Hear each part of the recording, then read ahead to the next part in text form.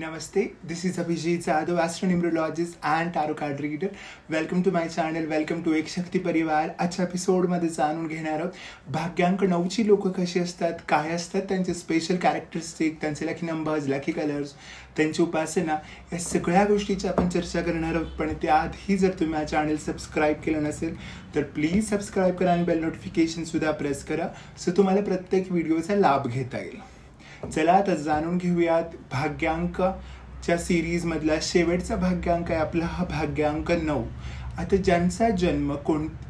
ज्यांच्या जन्मतारखेची टोटल केली असता जर आपल्याला नंबर मिळत असेल 9, फॉर एक्झाम्पल कुणाचा जन्म 9 सप्टेंबर 1989 झाला आहे तर त्यांचा टोटल केला असता आपल्याला मिळतो नंबर 9.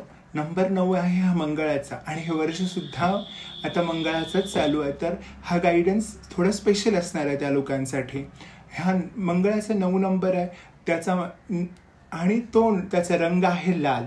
आता ज्यावेळेस तुम्ही लाल रंग बघता, ज्यावेळेस तुम्ही नंबर 9 ऐकता, त्यावेळेस कुठेतरी तुम्हाला एक जोश दिसतो, एक अग्रेशन दिसतं. हे लोक धाडसी असतात, साहसी असतात. या लोकांना प्रत्येक गोष्ट फास्ट आणि फ्युरियस करायची असते. त्या लोकांना प्रत्येक गोष्ट घाई करायची असते. प्रत्येक गोष्टीमध्ये त्यांना त्यांची एनर्जी दिसते, त्यांची डिटर्मिनेशन पॉवर, त्यांची एखाद्या गोष्टीवरची पकड खूप जास्त असते. त्यांच्या विचारांवर ही लोक ठाम असतात. या लोकांमध्ये एक वेगळ्या प्रकारचा करारीबाणा असतो. कोण परिस्थितीसमोर झुकत नाहीत, त्या परिस्थितीला तोंड देण्याची सवय या लोकांमध्ये असते. एक अथॉरिटिव्हनेस असतो. एखादी गोष्ट आपल्याला करायची आहे तर त्यासाठी जी डिसिप्लिन लागते ती डिसिप्लिन या लोकांमध्ये असते. हे लोक हार्डवर्किंग असतात. एखाद्या गोष्टीला मिळवण्यासाठी हार्डवर्क, डिसिप्लिन या दोन ज्या महत्त्वाच्या गोष्टी आहेत एखाद्याच्या सक्सेस फॉर्म्युलामध्ये, त्या लोकांकडं ह्या खूप लवकर असतात. या लोकांचा विचार क्लिअर असतात. जरी विचार घाईघाईत करत असतील किंवा काय करत असतील तर स्वतःच्या निर्णयावर ठाम राहून ती गोष्ट साध्य करण्याचा प्रयत्न करतात. हे लोक त्यांच्या फॅमिली बाबतीत पॉझिटिव्ह असतात. मित्रमंडळींसाठी सुद्धा भरपूर काही करणारे असतात. पण ज्याच वेळेस त्यांच्या पर्सनल लाईफची गोष्ट येते तिथे सुद्धा थोडेसे रागीट होण्यात दिसतात आणि मग थोडीफार पर्सनल लाईफ डिस्टर्ब राहू शकते. पण ओव्हरऑल विचार केला तर ही पर्सनॅलिटी खूप चांगली आहे. जर यांचे लकी प्रोफेशन्स बघायचं झालं, यांचे फायनान्स बघायचं झाला तर हे चांगले जिम इन्स्ट्रक्टर होऊ शकतात, चांगले सर्जन होऊ शकतात, मिलिटरी, आर्मी, एअरफोर्स किंवा पोलीस अशा क्षेत्रांमध्ये चांगले काम करू शकतात. हे स्पोर्ट्समन चांगले होऊ शकतात. त्यांच्याकडे पैशाचा ओघ चांगला असतो. ज्यावेळेस मॅन्डेटरी आहे तुम्हाला तो पैसा जिथून मिळणं, तिथून या लोकांना चांगले पैसे मिळतात. ह्या लोकांमध्ये त्यांचं फिजिकल ॲक्टिव्हिटीजवर त्यांचा जोर असतो. फिजिकल गोष्टी त्यांच्या चांगल्या असतात, जेणेकरून त्यांना त्या सगळ्या क्षेत्रांमध्ये चांगलं नाव कमावता येतं. हे लोक डान्सर चांगले असू शकतात, जिथे जिथे स्पोर्ट्स चांगले खेळू शकतात. या लोकांमध्ये स्वतःच्या अबिलिटीज प्रूव्ह करून एखादी नवीन गोष्ट मिळवण्यासाठी, नवीन गोष्ट करण्याची जी ताकद असते ही यांच्यामध्ये खूप चांगली असते. नंबर 9 असल्या कारणाने कुठेतरी यांच्या चेहऱ्यावर कुठेतरी किंवा शरीरावर एक बर्थ मार्क किंवा कसली तरी खून व्रण असण्याचे चान्सेस जास्त असतात. जर रिलेशनशिप बघायचं झालं तर रिलेशनशिपमध्ये हे लोक आपल्या बाजूने खूप देण्याचा प्रयत्न करतात. हे लोक गिव्हिंग असतात. स्वतःच्या ज्यावेळेस गिव्हिंग नेचरचं असतात त्यावेळेस विचार करत नाहीत की आपण काय देतोय काही नाही. कधी कधी ओव्हर कमिटमेंट करून ते बसतात, त्यामुळं थोडंफार स्ट्रेसफुल सिच्युएशन्स क्रिएट होते. या लोकांनी जर त्यांच्या रागावर नियंत्रण ठेवलं, त्यांचा राग कमी केला तर बऱ्याचशा गोष्टी यांच्या लाईफमध्ये सॉर्ट आउट होऊ शकतात. निगेटिव्ह ट्रेट्समध्ये बघायचं झालं तर एकच गोष्ट येते की जेणेकरून यांनी त्यांचा राग आणि इगो थोडा कमी केला, थोडा अथॉरिटिव्हनेस कमी केला, टोन पोलाईट वापरली तर लाईफमध्ये खूप गोष्टी अजून सुंदर होऊ शकतात. त्यामुळे त्याचा त्यांनी उपयोग केला पाहिजे. जर हेल्थच्या दृष्टीने विचार करायचा झाला तर हेल्थमध्ये आपण बघितलं तर उष्णतेचे त्रास या लोकांना होऊ शकतात, बीपीचे त्रास या लोकांना होऊ शकतात. त्यामुळे थोडीफार तिथं त्यांनी काळजी घेतली तर त्यांच्यासाठी बेस्ट आहेत त्या सगळ्या गोष्टी. त्यामुळे त्याचा त्यांनी नक्की उपयोग केला पाहिजे.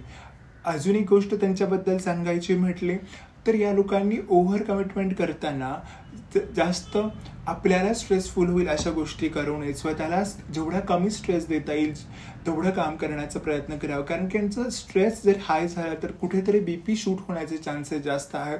त्यामुळे स्ट्रेसपासून आणि लांब राहिलं पाहिजे. मॅनेजमेंट करून यांनी कामं केली तर जास्त चांगलं होऊ शकतं. आणि प्रत्येक वेळेस दुसऱ्याकडून थोड्या कमी अपेक्षा ठेवल्या तर त्यांच्या लाईफमध्ये जास्त बेटर रिझल्ट्स बघायला मिळू शकतात. सो ओव्हरऑल ह्या सगळ्या त्यांच्या स्वभाव वैशिष्ट्य झाली. हेल्थ, वेल्थ बघितली आपण. आपण. आता बघूया त्यांचे लकी टिप्स काय सांगतायत.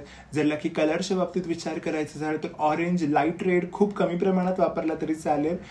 येलो कलर त्यांच्यासाठी जास्त लकी, यांचा तुम्ही उपयोग केला. लाईट ब्ल्यू कलर सुद्धा तुमच्यासाठी जास्त चांगलं, त्याचा तुम्ही नक्की उपयोग करा. लकी कलर्सच्या बाबतीत झालं, लकी नंबर्सच्या बाबतीत आपण बघायचं झालं तर 3, 6 तुमच्यासाठी लकी आहे, त्यांचा तुम्ही उपयोग करा. नंबर 1 सुद्धा तुमच्यासाठी लकी आहे. डेटच्या बाबतीत बघायचं झालं तर मंडे, थर्सडे आणि संडे हे तुमच्यासाठी जास्त लकी ठरतील. लकी मंथ तुम्ही जर तुमचा बघायचं झाला तर ऑक्टोबर मंथ तुमच्यासाठी लकी ठरतो. सप्टेंबरचा मंथ तुमच्यासाठी लकी ठरतो. एप्रिलचा महिना सुद्धा तुमच्यासाठी लकी ठरतो. याचा तुम्ही उपयोग करा आणि तुम्हाला चांगले रिझल्ट तुम्ही यामधून घेण्याचा प्रयत्न करा.